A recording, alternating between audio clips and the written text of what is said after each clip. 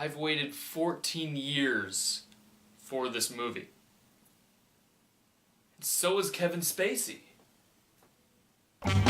Splish splash, I was taking a bath, long about a Saturday night.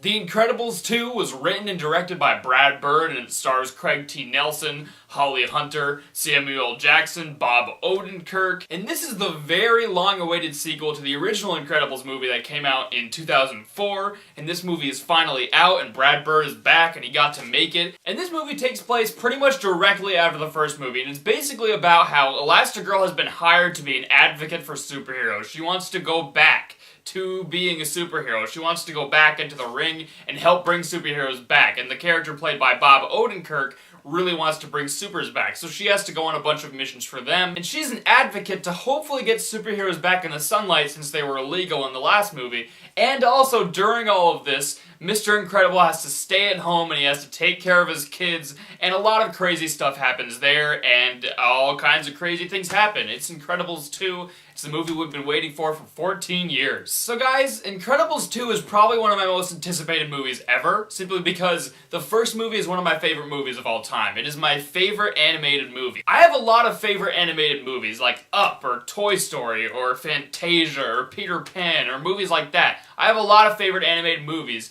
but no other movie has ever been able to top The Incredibles for me. Incredibles was always my #1 favorite. They pretty much captured lightning in a bottle with that movie. It's relatable, it's clever, it's funny, it's really complex, it's a parody of old superhero cartoons. It has a lot of adult stuff and a lot of adult themes. And one of my favorite things about the original Incredibles is that I've seen it so many times. I've seen it more than any other movie because I watched it so much as a kid. And every time I watch it, I usually notice something new. That's the thing with Incredibles, is that there's a lot of adult stuff in the movie, but kids are able to still be entertained when adult stuff is talked about. Like, there's so much stuff in Incredibles that I see nowadays, and I'm like, wow, I am surprised that that was in a Pixar movie. Because there's a lot of adult stuff, and as you get older, you come to understand the movie more and more as you keep aging. The movie gets better with age. It's brilliant. And the reason people were so looking forward to the sequel and were like so baffled that it didn't come out until now is because they left so much open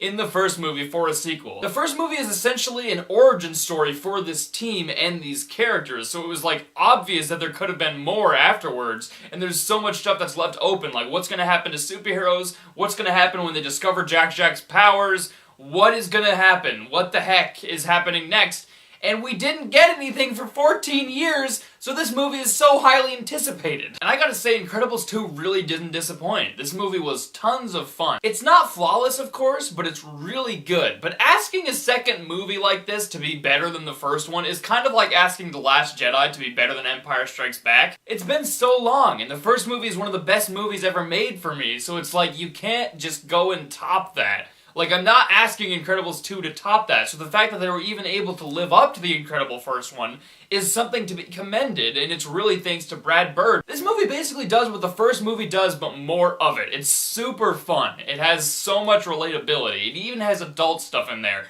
and it really continues to expand these characters, because you love the first characters in the first movie. You love them very much, but they get even more fleshed out in this one. Really, that movie is mostly about Mr. Incredible, and this movie feels like it's a balance of every single character. Every single character had their moments, and they had their arcs in the first movie, but this movie really feels like it's focusing on every single character. It doesn't feel like it's focusing on one main character. And usually in movies that would kind of be a detriment to it, but it really works in this movie. Mr. Incredible had his arc in the first movie. He had his arc. He was going through a midlife crisis, and he wanted to get back into the old days, and he was like, I'm getting old, this sucks, I hate Insurer Care. So really, as a character in this movie, Mr. Incredible is mostly really funny. He's really good. Like, that sounds like a bad thing that he's just a funny character, even though he was the main character of the last one.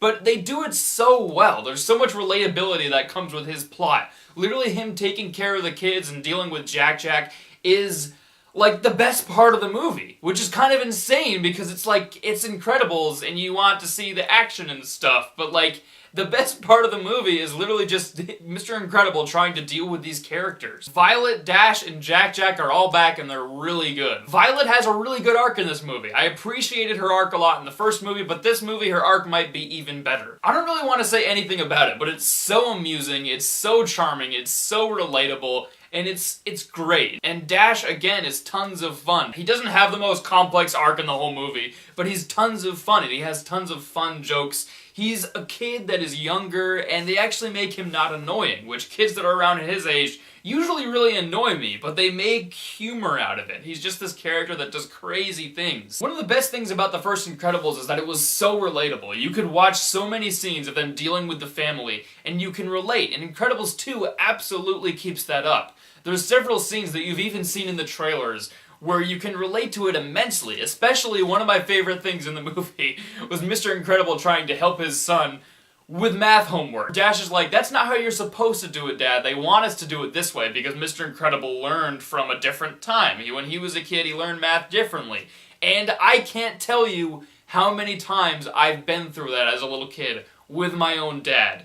It's so relatable. Every conversation with the whole family is just, it's perfect. They capture lightning in a bottle so well with all these characters and the family dynamics. Jack was pretty fun in the first movie, but he's barely even a character. He's just a baby that is there and that's all he is. But later on in the movie, he starts to have powers and things start to happen and he's really cool. And they had the whole Jack attack shore, which actually had the character do things. In this movie, he's basically an expansion off what we saw in Jack Attack, but 10 times more insane.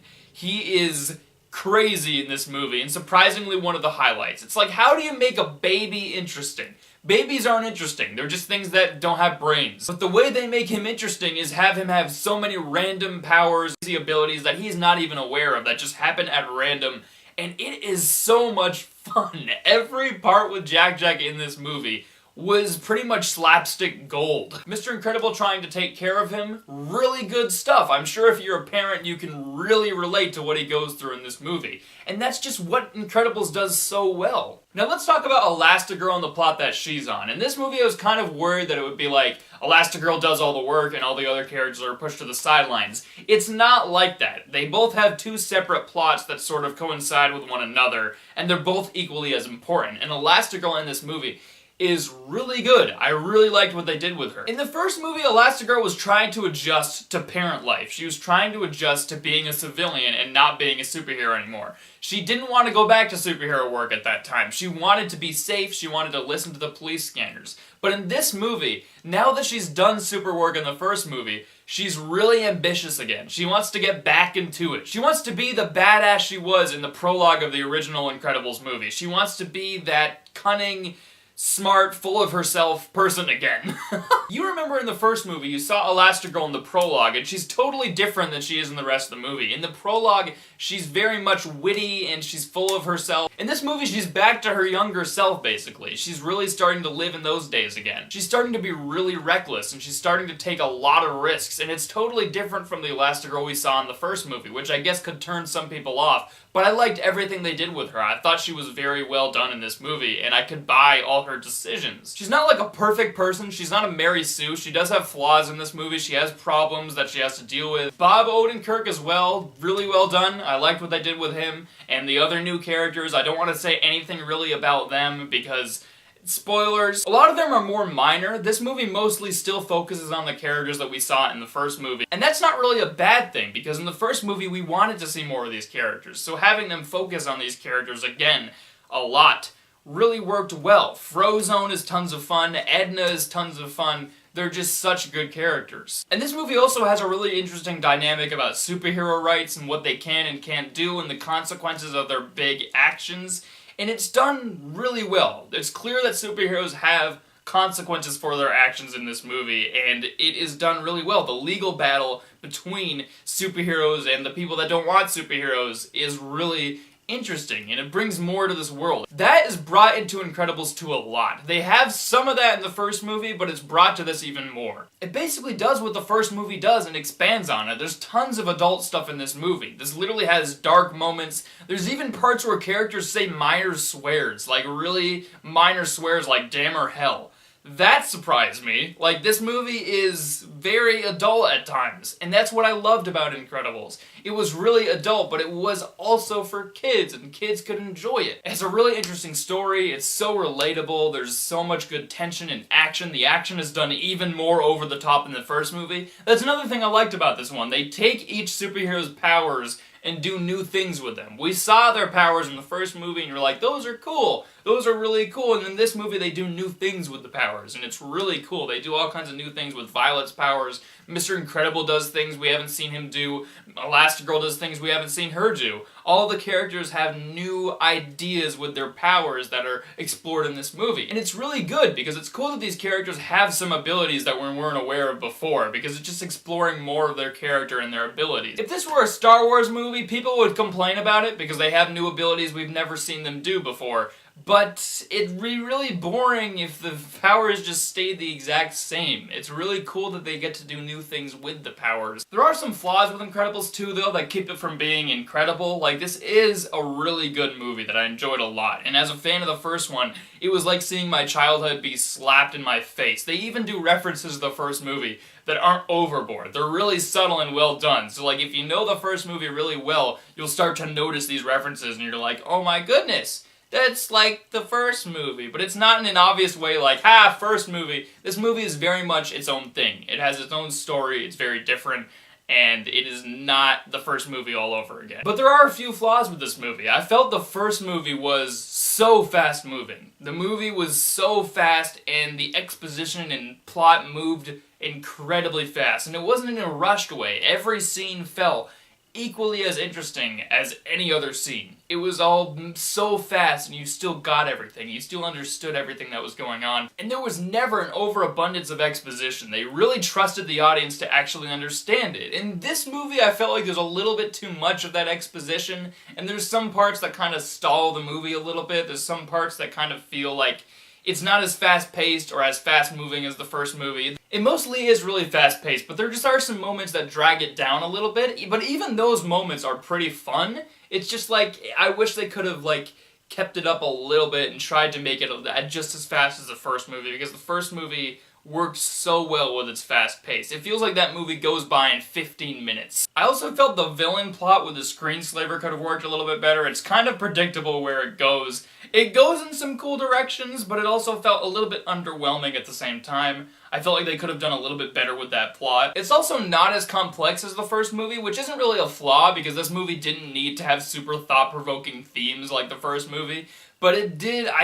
One of the things that made the first one so good to me is that it was so complex. It was so brilliant in so many ways. There was tons of stuff in that movie that was really thought-provoking and smart and clever, and in this movie they have that, but it's not as much. There's not as much thought-provoking, incredible complexities here. But it's not like the movie needed that. It's just a thing that doesn't make it live up quite as much to the first one. So Incredibles 2 is, again, very witty. It's very relatable. The characters are done so well. There's a really cool story this time around. All of it is done really well. There's so much good things about this movie. I don't want to say too much about the movie itself because the trailers didn't give away much, but there is insane stuff that happens in this movie, and I liked it a lot. It's not flawless, but asking a movie, again, to be as good as the first movie is kind of an insane task. So the fact that it was even able to be really good and even hold a candle to the first movie is worth praising. I'm gonna give Incredibles 2 an A-.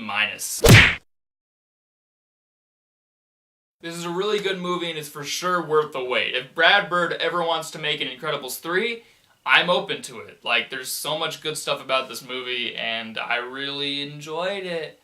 Yay! Alright guys, if you liked my review of Incredibles 2, be sure to like this video, be sure to subscribe, be sure to follow me on Twitter and Instagram, and be sure to follow my Letterboxd account, and I will see you all next time. Bye bye.